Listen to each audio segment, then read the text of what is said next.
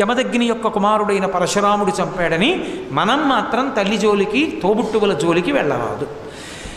అలా చిరంజీవిత్వాన్ని పొందినటువంటి పరశురాముడు జమదగ్ని మహర్షి యొక్క కుమారుడై ఉండగా తండ్రి ఎంతో సంతోషించి కార్యక్రమాన్ని నెరవేరుస్తున్నాడు.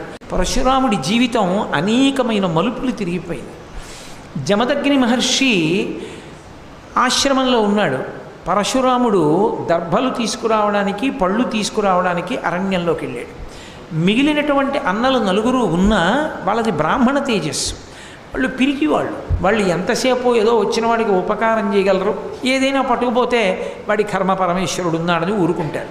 ఈయనది అలా కాదు, ఈయనది క్షాత్ర తేజస్సు, ఊరుకోడు, కత్తెట్టుకుని వెంటపడతాడు. కారణం ఏమిటి? సత్యవతీదేవి కోరినటువంటి వరం వల్ల వచ్చినటువంటి లక్షణం అది. ఒకనాడు పరశురాముడు అరణ్యంలో ఉన్నాడు, జమదగ్ని మహర్షి ఆశ్రమంలో ఉన్నాడు. రేణుకాదేవి